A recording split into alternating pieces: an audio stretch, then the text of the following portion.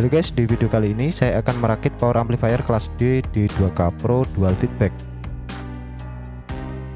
Skema tetap sama dengan yang D1K5 kemarin, yang didesain oleh Bapak Kartino Surodipo. Tapi di amplifier ini saya tambahkan 2 MOSFET lagi atau satu pasang MOSFET N channel. Ini saya tujukan supaya mampu di load di 2 ohm, sehingga menghasilkan daya yang lebih besar ya, dengan tegangan satu daya di 90 volt DC CT. Berikut PCB-nya. PCB layout ini saya desain di aplikasi aceda.com. Desain sama seperti D1K5 kemarin. Di bagian bottom layer terdapat label untuk display prefixnya, supaya lebih mudah mencari letak komponen sesuai dengan skema yang saya gambar ulang. PCB saya desain 2 layer. Penempatan komponen saya maksimalkan supaya komponen bekerja maksimal juga, tidak ada komponen yang disfungsi. Dan jalurnya juga saya desain arah jalur, lebar sempitnya sesuai arus yang dilewati. Bagi teman-teman yang kepengen beli PCB ini, bisa kunjungi link yang ada di deskripsi. PCB dengan dimensi 25x8 cm ini dicetak di glcpcb.com. Sebelum lanjut videonya, saya akan berbagi tips bagaimana cara order PCB di glcpcb.com. Simak video berikut ini. Pertama-tama kunjungi situs glcpcb.com, kemudian login atau daftar dahulu jika belum punya akun di sini ya. Lalu klik order now. Setelah itu muncul halaman baru lagi. Kemudian klik add your Gerber file, pilih file Gerbernya dan klik 2 kali. Tunggu file Gerbernya diupload. Oke, setelah selesai upload maka akan tampil file PCB layoutnya. Ini tampak atas dan ini tampak bawah. Kemudian pilih opsi PCB-nya. Ini untuk dimensi sudah terisi otomatis. Kemudian layarnya juga sudah terisi otomatis. Di GLC PCB juga sudah tersedia warna masking ungu.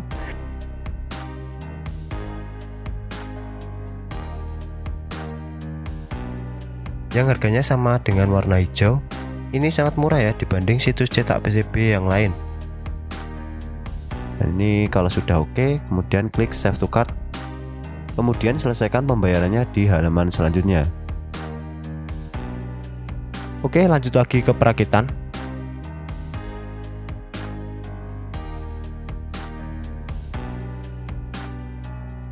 Untuk komponennya, gunakan komponen yang berkualitas supaya hasilnya bisa maksimal.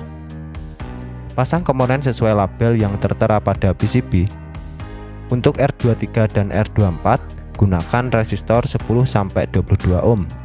Pasang resistor 1/4 watt dan diode serta zener dahulu. Supaya lebih mudah nyoldernya, ini saya isolasi dahulu dari atas biar nggak jatuh ketika dibalik ya. Gunakan isolasi kertas, jangan yang plastik. Soalnya kalau komponen panas, nanti isolasi akan menempel di komponen. Balik dan potong dahulu kaki komponen biar lebih mudah nyoldernya.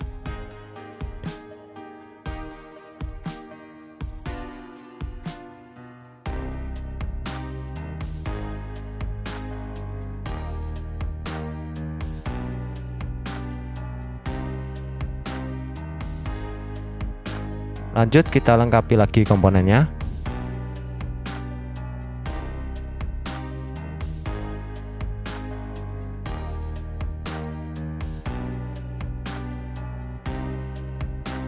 C22 ini bisa menggunakan kapasitor 100 nanofarad 50 volt.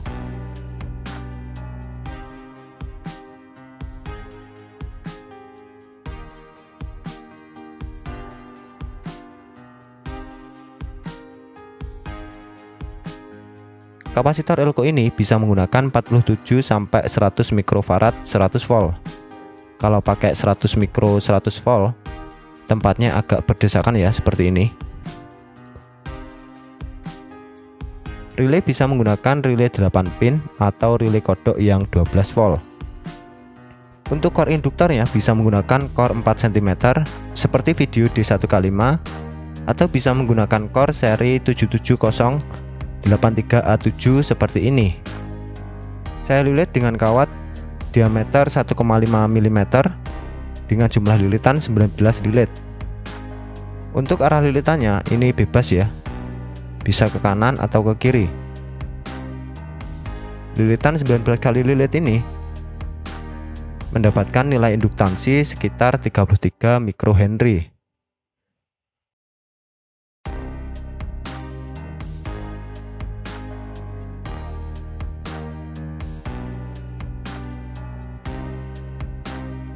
Biar nggak goyang induktornya, teman-teman bisa menggunakan kabel tis di lubang yang sudah saya buatkan. Kemudian solder lagi, jangan lupa menambahkan timah di solder max supaya jalurnya lebih kuat.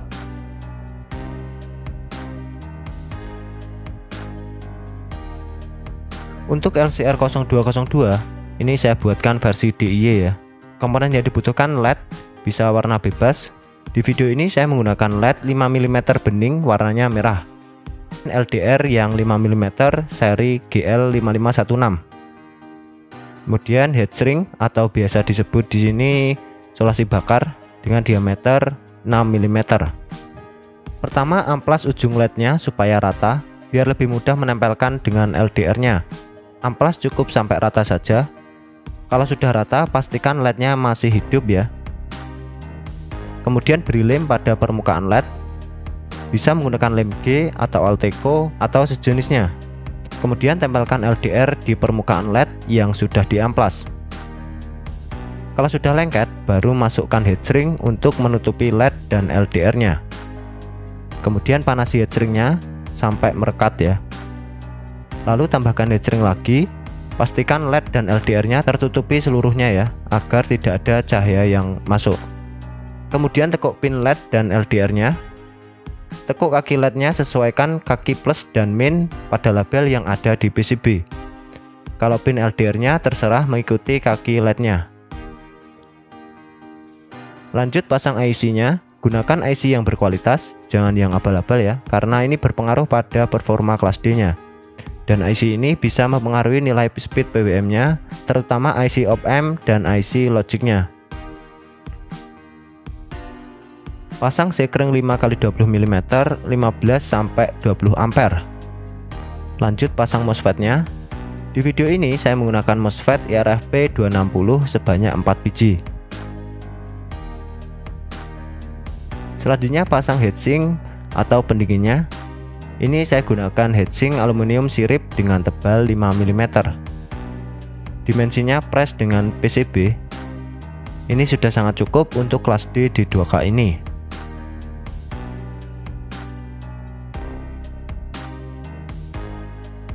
Kemudian beri baut pada MOSFET. Baut juga pada bagian PCB. Jangan lupa untuk menambahkan spacer untuk PCB-nya.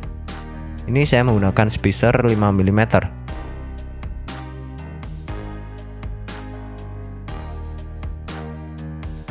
Kit amplifier pun sudah jadi dan siap untuk dites.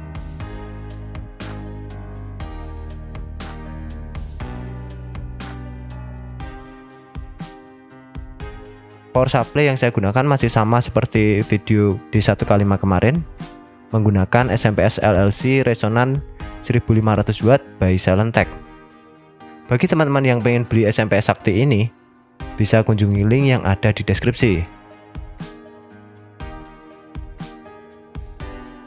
Kemudian pasang kabel supply utama dan biasnya.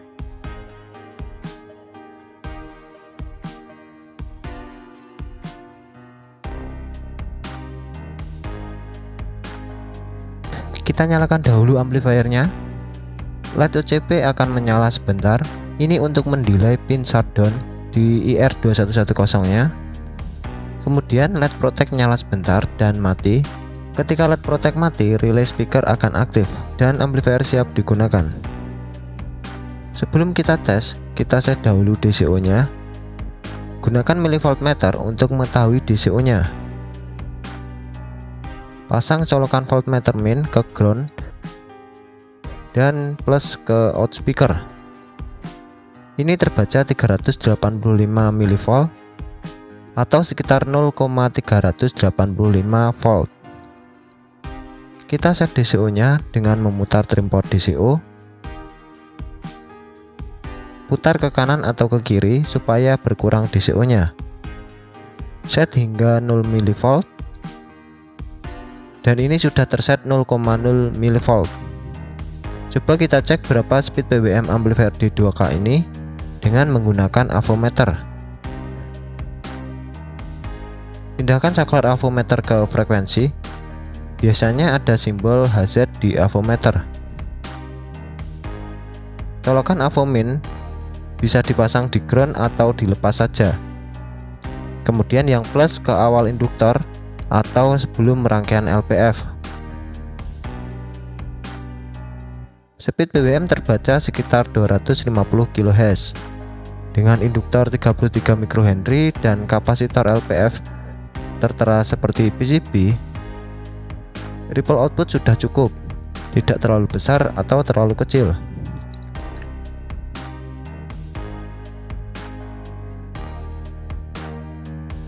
Kita coba tes load di 2 ohm langsung. Kalau 8 dan 4 ohm itu hasilnya mirip di video D1K5. Akan tetapi untuk load di 2 ohm, resistor untuk setting UCB yang ada di R79 itu perlu diganti ke 2,2 kilo ohm atau 2K2 supaya tidak terlalu sensitif ya. Kalau main di 4 ohm itu R79 bisa menggunakan 1K5 ya, itu sudah pas. Untuk tes loadnya saya menggunakan beban resistor dummy load 2 buah resistor 4 ohm yang saya paralel sehingga menjadi 2 ohm. Kemudian pasang resistor dummy load ke terminal speaker beserta pengukurannya. Ini saya pasang probe oscilloscope untuk mengetahui sinyal output apakah sudah klip atau belum. Kemudian voltmeter AC untuk mengetahui keluaran tegangannya.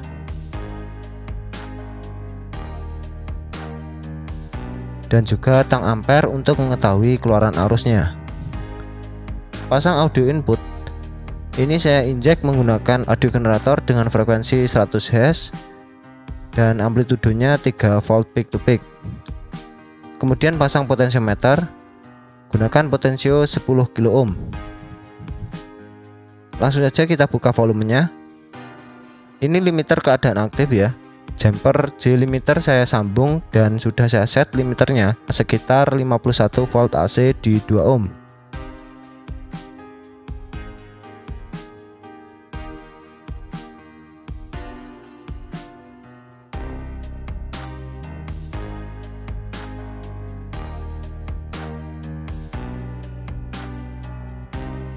Tegangan dan arus yang didapat di 2 ohm yaitu sekitar 50 volt AC dengan arus 25 ampere. Jadi daya real continue RMS nya sekitar 50 volt AC dikali 25 ampere yaitu 1250 watt RMS. Daya yang cukup besar ya di 2 ohm. Jadi satu kit SMP ini mampu mensuplai dan bisa maksimal untuk satu kit di 2K kalau main 2 ohm ya. Kalau 4 ohm ini satu kit SMPS bisa untuk 2 kit di 2K ini. Daya tersebut daya real dan beda lagi kalau untuk musik menggunakan speaker ya. Itu bisa lebih dari daya tersebut. Oke, cukup sekian video perakitan dan pengetesan kelas D D2K Pro dual feedback. Untuk musiknya sudah saya tes di awal tadi.